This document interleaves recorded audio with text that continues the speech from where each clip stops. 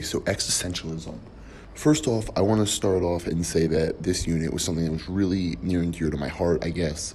Existentialism is something that I have studied on my own outside of school, actually a few times, and it really got me into studying philosophy. I kind of picked it up because it really helped give me some answers and help me guide my way through some of my crazy anxiety and depression, and ultimately it really saved me from some of my suicidality inner thoughts.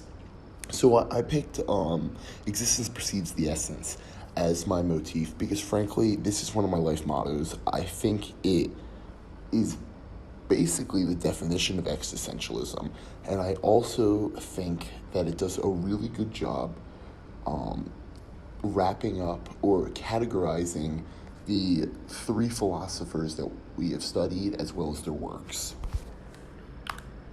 So,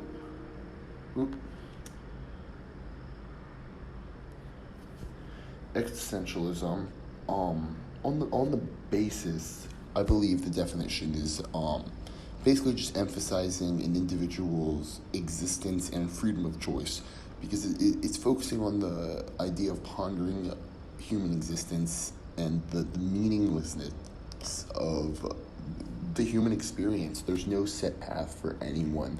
Nothing means anything. You can interpret it any way you want. And it's based on the core belief of, which I already said, existence precedes the essence. And below I have the three works that we looked over in this unit.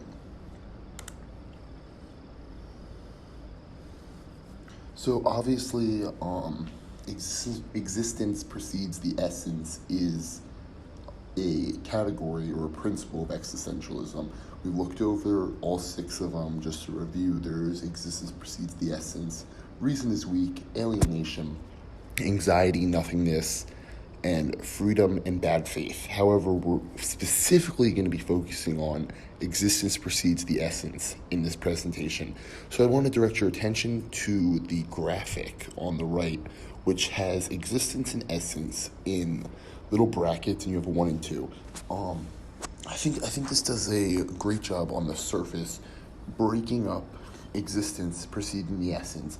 You until you exist, until you debacle the meaninglessness of life, and you make enough decisions, and you kind of decide your path, your passion, your purpose, your essence.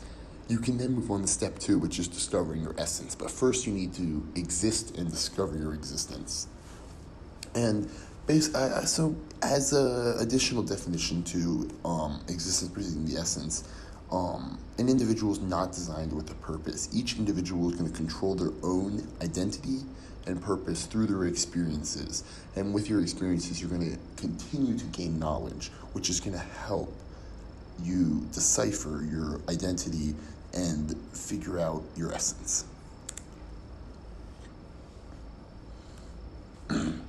So, before I read my actual thesis statement, I want to look at the graphic, which again does a great job of depicting existence preceding the essence in a very visual way. You have a person making an act or creating something, and he is then assigning an idea to it.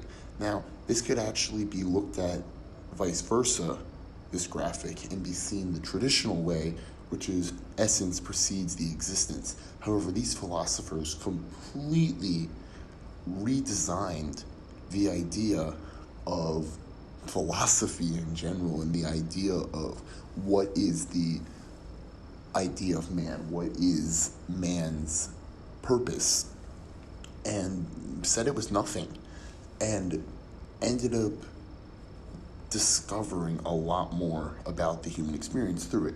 So throughout history, philosophers have pondered the essence of human experience, although through the comprehension of works by great philosophers that we looked at, such as Sartre, and Wallace, existentialists now believe their existence precedes the essence. So first looking at the play we read, No Exit by Jean-Paul Sartre. No Exit. It's a French play which challenges the human emotions and perception of existence. Throughout the stories, it demonstrates a powerful humanistic emotional tendency as we see through love, lust, jealousy, and sorrow. There is immense death, and everything in this play starts from a love and it starts from a jealousy, which usually ends in a sorrow. Again, I wrote existence precedes the essence because that's all this is. Jean-Paul Sartre took this whole idea of existentialism and just made it one large example using existence precedes the essence as his motif. So looking down at some of my quotes here, I wrote, "You are your life, and nothing else matters." He basically explains each individual is solely responsible for their actions and accountable for the equal reaction. Every action is going to have a reaction, and whatever you do, whatever you put out into the world, you are responsible for. And individuals are going to be faced with infinite number of choices, which means infinite number of possibilities, which means nothing can ever be wrong. You are always you're always making the decision for your best interest.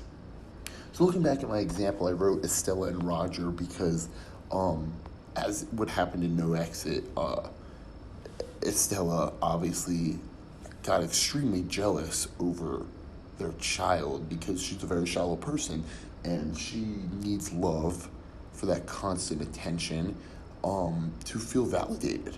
And her actions led her to extreme sorrow with her own child.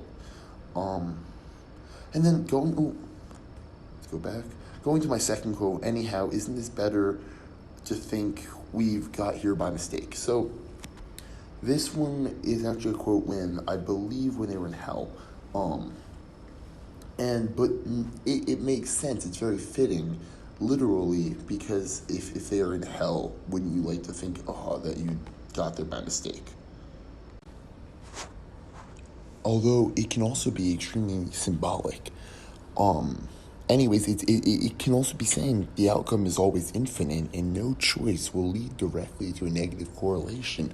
It's not the choice that is going to lead to a negative outcome. It's what you do with the choice. It's how you take the opportunity. Moving on to Us and Them.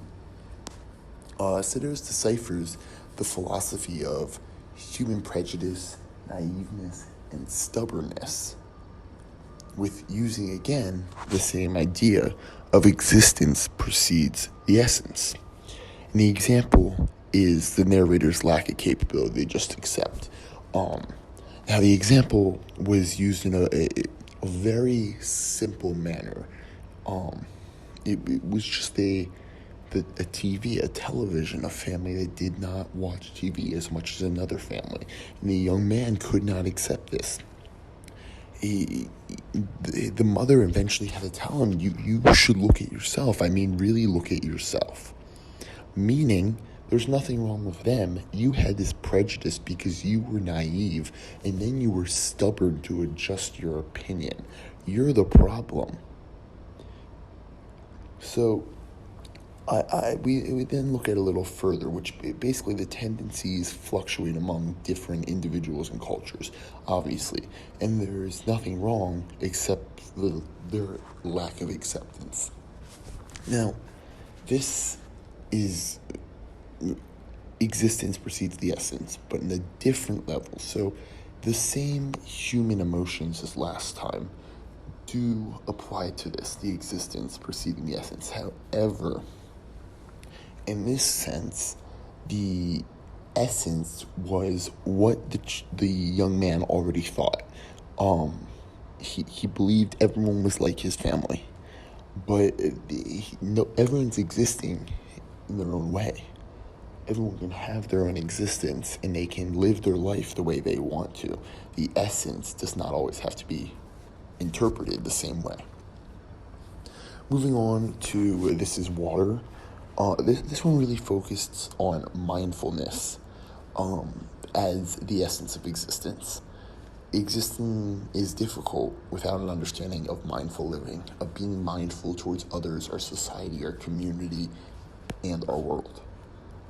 Mindfulness enhances our existence and aids one's discovery in finding their essence. So now we're looking at existing, but a specific way of how to exist, which is supposed to enhance and speed up the discovery of one's essence. So the most dangerous thing about an academic education is that it enables my tendencies to over-intellectualize. This is a very powerful quote because it takes the idea of the human experience, just simply existing and having experiences, which means you're gathering knowledge, is the essence of life.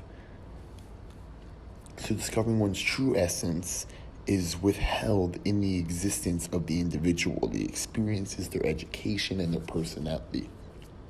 Moving on to the other quote, if you worship money and things, you will never have enough.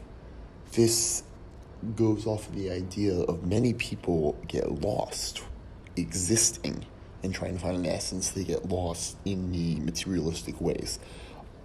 Wallace is reminding us that it's mindfulness. It's this idea of enjoying your experiences, which is what's going to lead you to the essence. So collecting materialistic items is not existing. It's not even considered existing. It therefore will never lead you to an essence. It will lead you to a roadblock. You'll always want to consume more. Life is about the experience and the education which outcomes from it. So why does any of this matter? Is any of this important? I have a graphic up in the corner that says we are defined by the choices we make, which is the definition of existence precedes the essence. Every decision we make leads us to a different experience, which will eventually define us. The meaning of existence has been misconstrued because there is actually no meaning. I have this little graphic here that says down here, existence over essence, and with a semicolon, because sometimes we lose our way, we stop existing. Like I mentioned myself, I have had some struggles with depression, and frankly, I feel I did not exist the same way during that time. I did not understand myself the same way. Now, each one of these philosophers are telling us a different idea about existence preceding the essence. No exit. Sartre basically invented it. He did invent it, and he exemplified it for us, as well as showed the most familiar way through very powerful human emotions and human tendencies. Sartre piggybacked onto this, but took even more human emotions that can be diluted with other emotions, but extremely serious topics such as prejudice and naiveness. And finally, Wallace took the human emotions aspect of it, and took the idea of mindfulness and how can we enhance this all. So, in conclusion, existence is the essence. It doesn't precede it. It is it. The idea is to exist so we can experience more. And experience is what makes each individual who they are. Thank you.